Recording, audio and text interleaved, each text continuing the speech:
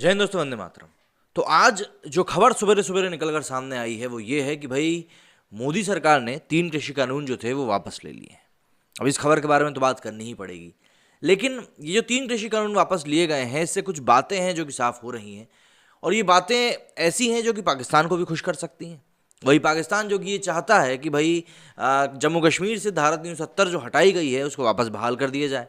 तो अब उनके लिए भी रास्ता मिल गया है, मतलब वो चाहें तो अब बॉर्डर पर आकर बैठ सकते हैं, दिल्ली के सरकार को थोड़ा परेशान कर सकते हैं साल 1.5 साल, और उसके बाद स्वतः ही सरकार इस बात का संज्ञान ले लेगी और इन कानून का जो जिस तरह से 3 कृषि कानून हटाए गए हैं उस तरीके से शायद उनकी भी बात मान ली जाएगी।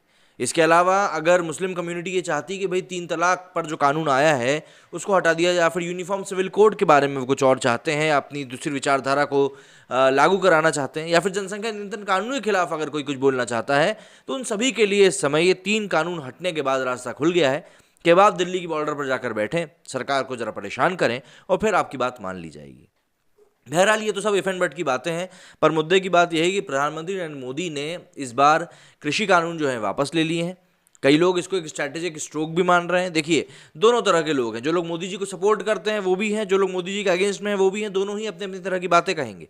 लेकिन मेन मुद्दा ये है कि कृषि कानूनों के हट जाने से विपक्ष के पास अब कोई मुद्दा नहीं बचेगा। विपक्ष अब सिर्फ और सिर्फ ये कर सकता है कि अपनी छाती और ढोल पीट सकता है कि भाई देखिए, हमारे कारण, हमारे योगदान के कारण, हमारे एफर्ट्स के कारण कृषि कानून वापस हो गए। लेकिन मेन मुद्दा यही है कि अब कोई ऐसा बड़ा मुद्दा नहीं बचा है जिससे कि विपक्ष आने वाले चुनाव में भाजपा को घेर सके। आने वाले समय में करीब 5 राज्यों में चुनाव होने हैं। ऐसे में नरेंद्र मोदी का ये स्टेप इसी मायने में माना जा रहा है कि जो चुनाव आने वाले हैं उनमें भाजपा को थोड़ा और सपोर्ट देने के लिए इन कानूनों पे से कदम पीछे खींच लिए गए। तो ऐसा नहीं है कि ये कोई पहली चीज़ हुई है, या ऐसा नहीं है कि ये एक्सपेक्टेड नहीं था। कयास कई लोग लगा रहे थे, लेकिन लोग बोल रहे थे कि भाई क्योंकि ये भाजपा सरकार नरेंद्र मोदी के शासन में चल रही है, उनके नेतृत्व में चल रही है, तो ये लोग कानून वापस नहीं लेंगे। क्योंकि हमने सीएए के समय पर भी देखा था कि काफ़ी पुरजोर विरोध हुआ था, लेकिन अब ऐसा लग रहा है कि भाई वो जो पुरजोर विरोध था उससे भी बड़ा विरोध यहाँ पर किसानों को लेकर हुआ है। किसानों ने जो किया है उसका कानून वापस हुए हैं। हमने देखा कि इस प्रकार से खालिस्तानी एलिमेंट भी इस पूरे मूवमेंट में घुसे। तो अब कहीं ना कहीं क्रेडिट की होड़ मच जाएगी। कांग्रेस जो कि अपने आप को काफ़ी अलग कर चुकी थी इस आंदोलन से, वो एक बार फिर से क्रेडिट लेने की होड़ में घुसेगी। समाजवादी पार्टी जो कि इस समय काफ़ी कुछ बोल रही है वो भी इस होड़ में घुसेगी। तो ज़रा समझते हैं क्या कुछ हुआ है और पीएम मोदी ने अपने भाषण में क्या कुछ कहा है। किसानों के हट के आगे आखिरकार मोदी सरकार को झुकना पड़ा। प्रधानमंत्री नरेंद्र मोदी ने तीनों विवादित कृषि कानून वापस लेने का फैसला लिया है। इस ऐलान के लिए जो दिन चुना वो था प्रकाश पर्व। पीएम ने शुक्रवार को राष्ट्र के नाम संबोधन में ये बड़ा ऐलान किया।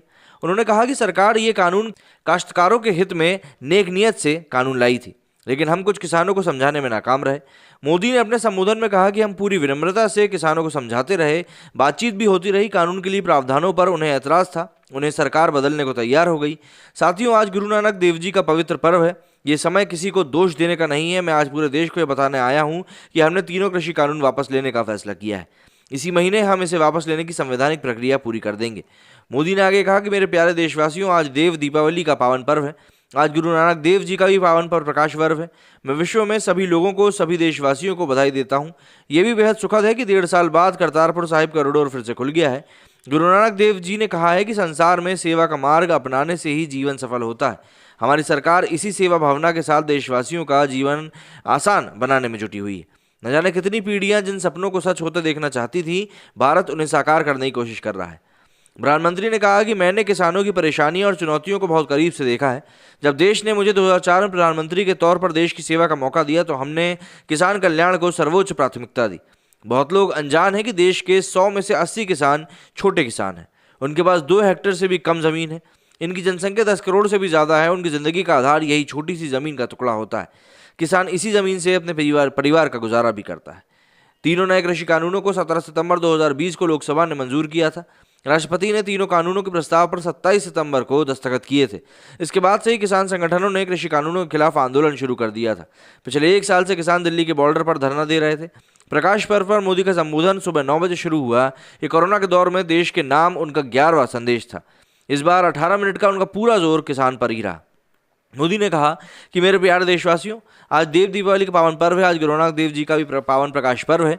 मैं विश्व में सभी लोगों और देशवासियों को बधाई देता हूँ। करतारपुर साहिब कॉरिडोर भी खुल गया है। न जाने कितनी पीढ़ियां जिनके सपने सच होते देखना चाहती थी, भारत उन्हें साकार करने की लगातार कोशिश कर रहा है। मोदी ने कहा कि किसानों की ताकत बढ़ाने के लिए 10,000 FPO किसान उत्पादक संगठन बनाने की भी प्लानिंग है। इस पर 7,000 करोड़ रुपए का फंड खर्च किया जा रहा है। हमने क्रॉप लोन बढ़ा दिया है। यानी हमारी सरकार किसानों के हित में लगातार एक के बाद एक कदम उठा रही है, पूरी ईमानदारी से काम कर रही है। साथियों, किसानों की इसी अभियान में देश के 3 कृषि कानून लाए गए थे। देश के किसान, खासकर कि छोटे किसानों को फायदा हो, ये मांग देश में लंबे समय से हो रही थी। पहले भी कई सरकारों ने इस पर मंथन किया था। इस बार भी संसद में चर्चा हुई और मंथन हुआ, गौर, और ये कानून लाए गए। देश में अनेक किसानों ने इसका समर्थन भी किया। मैं आज उन सभी का बहुत बहुत आभारी हूँ, धन्यवाद हूँ। जाहिर सी बात है, मोदी जी ने अपने भाषण में काफ़ी सारी बातें कही और ये जो पूरा भाषण था ये किसानों को लेकर ही केंद्रित रहा। अब ऐसे में आने वाले समय में ये चीज़ें बिल्कुल देखने के लिए मिलेंगी कि इन कानूनों के हटने की, क्रेडिट लेने की होड़ आपस में लग चुकी होगी। मतलब अभी तक तो प्लानिंग में शुरू हो गई होगी, मुझे ऐसा लगता है। आप लोगों का कहना है इस बारे में कि ये कृषि कानून जो हटाए गए हैं, आपको सही लगता है कि गलत लगता है? मुझे कमेंट करके ज़रूर बताइएगा। मेरे स्टूडियो में फिलहाल इतना ही। जय हिंद, जय भारत।